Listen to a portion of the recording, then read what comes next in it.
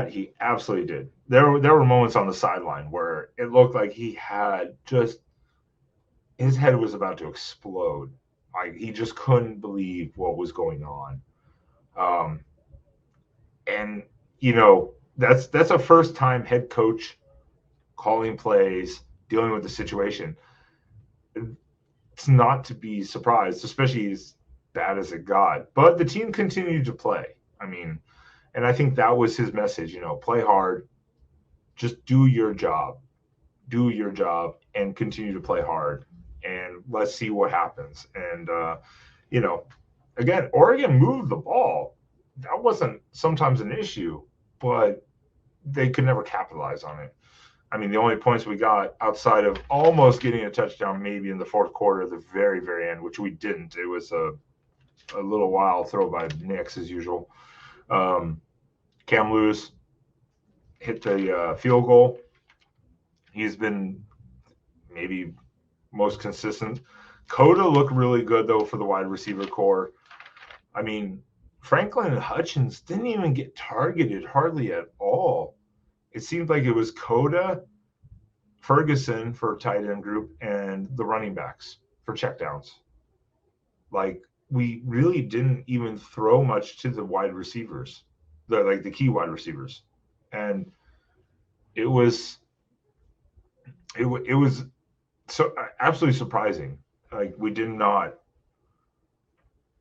target them more. I mean, whether that was just coverage or the play design, that's hard to say. Um,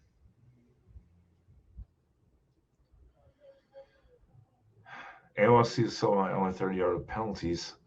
Yeah, again, both teams, Georgia and Oregon. It was a relatively clean game.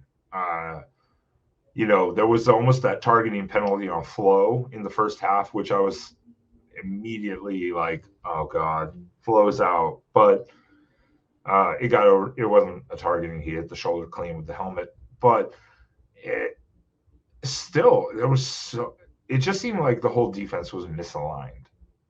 Like we were just not in the right spots where we needed to be at all throughout this whole game. Like it just felt so off. And I don't know if that was just playing soft coverage because we were afraid of getting beat and then we got beat regardless. I have no idea. I'm not going to speculate on the coaching decisions, the game plan, or the scheme for this game because it is Georgia. So I'm not going to even speculate on that. I can't.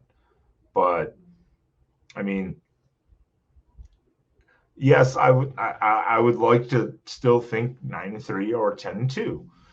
BYU, I think, will be the next one. And of course, if Eastern Washington comes into Autzen next week and throws the ball over the yard on us, like for 300 plus yards, that will be a bad sign. But BYU will definitely be the big next test. And if that doesn't go well, I don't know. I'm optimistic. I think this was just that learning curve game for this whole staff, and then the road situation, and against a team like Georgia. I mean, there's few comparisons. Again, they're still the returning national champions. You can't understate that enough. So they're not rebuilding; they just reload, kind of like Alabama does. They're always going to be a really, really good team. So